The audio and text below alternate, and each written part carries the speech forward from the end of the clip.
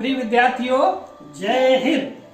आइए कक्षा 8वीं की संस्कृत पाठ्य पुस्तक, जैसा कि आप देख पा रहे हैं हमारे पास में ये संस्कृत पाठ्य पुस्तक है और इस पाठ्य पुस्तक से हम प्रथमा पाठ, जैसा कि आप देख पा रहे हैं ये प्रथमा पाठ लोकहितम मम करणीयम, लोकहितम मम करणीयम, यह एक गीत है।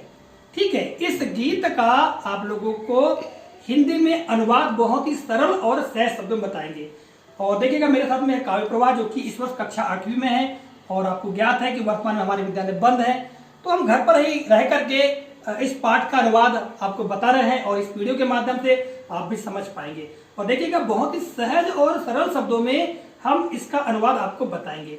एक और महत्वपूर्ण बात विद्यार्थियों की, यदि आप लोगों को इस पाठ का हिंदी में अनुवाद लिखित रूप में चाहिए तो आपको हमारी वेबसाइट, जैसा कि वेबसाइट का नाम देख पा रहे हैं www.infosrf.com, इस पर जाना चाहिए। और देखिएगा इस पाठ का जो अनुवाद का जो लेख है, इस लेख की जो लिंक है इस वीडियो के डिस्क्रिप्शन बॉक्स में भी दी गई है। ठीक है, आप डिस्क्रिप्शन बॉक्स को ओपन करिएगा और वहां पर इस लिंक पर क्लिक करके सीधे वेबसाइट पर जा सकते हैं। तो चलिए प्रारंभ करते हैं।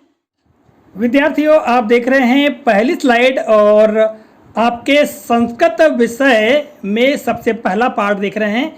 क्या लिखा हुआ है? प्रथमः पाठः लोकहितम मम करणीयम।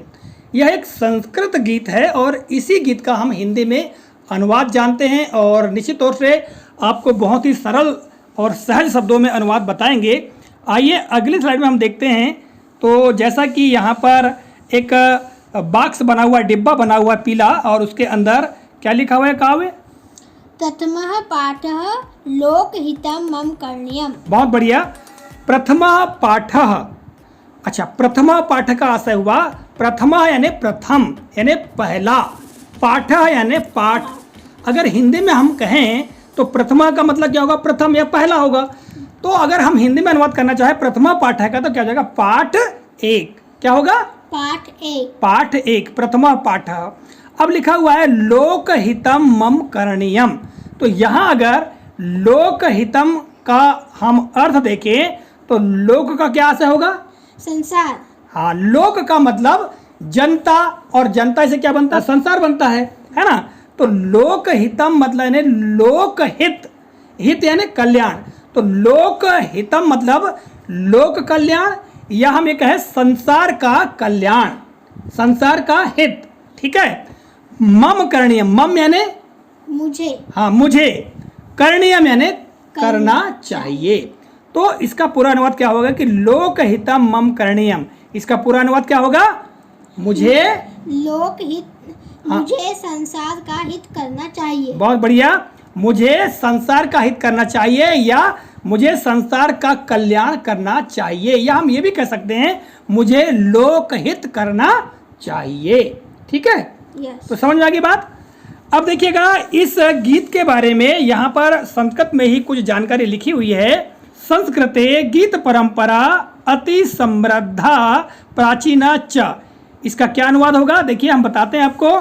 संस्कृते यानी संस्कृत में, गीत परंपरा यानी गीतों की जो परंपरा है, जो गीत प्रारंभ से अभी तक लिखे जा रहे हैं, जो गीत लिखने की परंपरा है या गीत की रचना की जो परंपरा है, गीत बनाने की जो परंपरा है, अति समृद्धा, बहुत ही समृद्ध है, यानी बहुत ही सुदृढ़ है। प्राचीनाचा, और प्राचीन है यानी पुरानी है। तो अगर इसका अनुवाद हम करेंगे तो क्या होगा?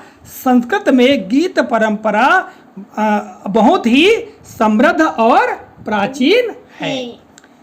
जनई मन सिद्रण संकल्पम कृत्वा कथमाचरणीय मित्य इसमिन् गीते वर्णितम। अब इसमें क्या होगा? जनई मन सिद्रण संकल्पम, यानी जन यानी लोग, जन यानी लोग या जन समूह। जन समूह मन से संकल्प करते, अपने मन से, ठीक है, मन से दृढ़ होकर के संकल्प करके किस प्रकार का आचरण नित्य उन्हें करना चाहिए, इस बारे में इस गीत में वर्णन किया गया है। गीतम वर्णितम, इस गीत में वर्णन किया गया है।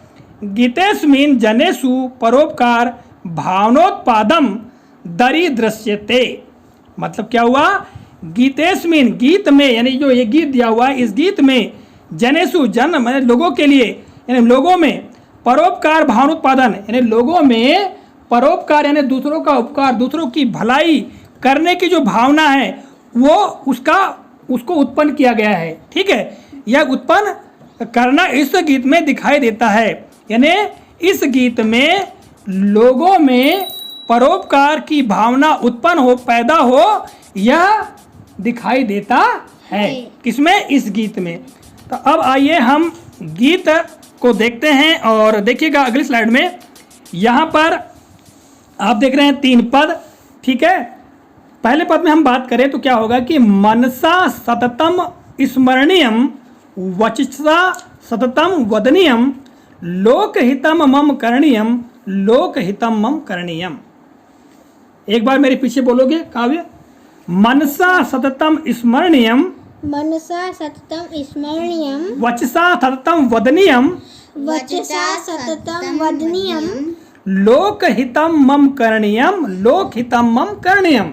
लोकहितम मम करणीयम लोकहितम मम करणीयम। अब देखिएगा, मनसा सततम स्मरणीयम, मनसा मतलब मन से, सततम यानी सतत यानी लगातार यानी नित्य यानी हमेशा, मन से हमेशा, स्मरणीयम यानी मुझे याद रखना चाहिए, याद करना चाहिए। देखो स्मरण का मतलब क्या होता है? स्मरण का मतलब होता है याद करना, स्मरणीय यानी याद करना चाहिए मुझे मन से यानी मनोयोग से। यहाँ पर मनसा का मतलब क्या होता है? मनोयोग से, पूरे एकाग्र मन से। ठीक है, मनसा सततम स्मरणीय मैंने पूरे एकाग्र मन से या पूरे मनोयोग से मुझे याद करना चाहिए या स्मरण करना चाहिए। क्या स्मरण करना चाहिए? अभी आगे बताया गया है। दूसरी पंक्ति देखिएगा, वचसा सततम वदनीयम, और वाणी से, वचसा यानी वाणी से, सततम यानी नित्य या हमेशा या लगातार, वदनीयम अर्थात बोलना चाहिए। ठीक है, हमारी वाणी से क्या बोलना, हम क्या करना चाहिए? बोलना चाहिए। क्या बोलना चाहिए? पहली बात तो देखो, हमें अपने मन से मनोयोग से हमेशा याद करना चाहिए, स्मरण करना चाहिए, और वाणी से हमें ये बोलना चाहिए। क्या बोलना चाहिए? देखिएगा, लोकहितम मम करणीयम लोकहितम मम करणीयम, मुझे संसार का कल्याण करना चाहिए। मम यानी मुझे, करणीयम यानी करना चाहिए, लोकहितम यानी संसार का कल्याण या लोकहित करना चाहिए, या मुझे संसार का हित करना चाहिए, या मुझे संसार का कल्याण करना चाहिए। ये 2 बार लिखा हुआ है, लोकहितम मम करणीयम लोकहितम मम करणीयम, यानी मुझे संसार का कल्याण करना चाहिए, मुझे लोक कल्याण करना चाहिए। अगली 2 पंक्तियां देखिएगा यहाँ पर, न भोग भावने रमणीयम न च सुख सैने सैनियम अहर्निशम जागरणीयम लोकहितम मम करणीयम लोकहितम मम करणीयम। अब देखो काव्य और पावनी बेटा, इसको मेरे पीछे दोहराना है। न भोग भावने रमणीयम, न भोग भवने रमणीयम, न च सुख सहने सैनियम, न च सुख सहने सैनियम, अहर्निशम जागरणीयम, अहर्निशम जागरणीयम, लोकहितम मम करणीयम लोकहितम मम करणीयम। लोकहितम मम करणीयम लोकहितम मम करणीयम। अब देखो बाजू में पद 2 लिखा हुआ है और मनसा लिखा हुआ। मनसा लिखने का आशा है, जो ऊपर का जो पद है, मनसा सततम स्मरणीयम वचसा सततम वदनीयम, ये आएगा। ठीक है बेटा, तो यहाँ पर देखियो, अब इसका अनुवाद क्या होगा? न भोग भवने रमणीयम। अब रमणीयम का मतलब ये होता है यहाँ पर कि रहना या निवास करना या वहाँ पर रहने लगना। ठीक है, तो न भोग भवने यानी भोग विलासपूर्ण, भोग भवने यानी भोग विलासपूर्ण यानी पूरा वैभवशाली जो भवन है, वहाँ पर हमें, मतलब वहाँ पर मुझे नहीं रहना चाहिए, है ना। भोग विलासपूर्ण जो भवन है, जहाँ बहुत अच्छा लगता है, ऐसे भवन में मुझे नहीं रहना चाहिए। ना मतलब नहीं, रमणीयम यानी यहाँ पर निवास करना चाहिए या रहना चाहिए। न च सुख सहने सैनियम, और च का मतलब क्या है? और च यानी और, न च और न सुख सहने सैनियम यानी सुख देने वाले शयन यानी बिस्तर में, ठीक है, काय में, बिस्तर में सुख देने वाले बिस्तर में नहीं सोना चाहिए। अब इन दोनों का क्या असर हुआ कि मुझे भोग विलासपूर्ण यानी वैभवशाली भवन में नहीं रहना चाहिए और न ही सुख देने वाले बिस्तर पर सोना चाहिए। अहर निशम जागरणीयम, अर्थात अहर निशम का मतलब क्या हुआ, दिन और रात। यहाँ पर अहर का असर है दिन और निशम का मतलब रात। तो मुझे दिन रात जागरणीयम, मुझे दिन रात क्या करना चाहिए, जागना चाहिए। मुझे दिन रात जागना चाहिए। लोकहितम मम करणीयम, लोकहितम मम करणीयम, यानी मुझे लोकहित करना चाहिए, मुझे संसार का कल्याण करना चाहिए। ठीक है, हाँ। समझ में आ गई बात। अब देखिएगा अगले तीसरे पद में, न जातु दुखम गरणीयम न च निज सौख्यम मननीयम कार्य क्षेत्रे त्वरणीयम लोकहितम मम करणीयम, लोकहितम मम करणीयम। मेरे पीछे दोहराओगे, न जातु दुखम गरणीयम, न जातु दुखम गरणीयम न च निज सौख्यम मननीयम न च निज सौख्यम मननीयम कार्य क्षेत्रे त्वरणीयम कार्य क्षेत्रे त्वरणीयम लोकहितम मम करणीयम, लोकहितम मम करणीयम, लोकहितम मम करणीयम, लोकहितम मम करणीयम। हाँ, अब देखो इसका अनुवाद क्या होगा, न जातु दुखम गरणीयम। यहाँ पर आशा ये है कि जो हमको दुख प्राप्त होते हैं, कि मुझको इतने दुख मिल रहे हैं, इनकी गणना नहीं करना चाहिए, इनकी गणना मुझे कभी भी नहीं करना चाहिए। न जातु दुखम गरणीयम, मुझे कभी भी दुखों की गणना या दुखों की गिनती नहीं करना चाहिए। गणना से क्या आशा है, गिनती से आशा है।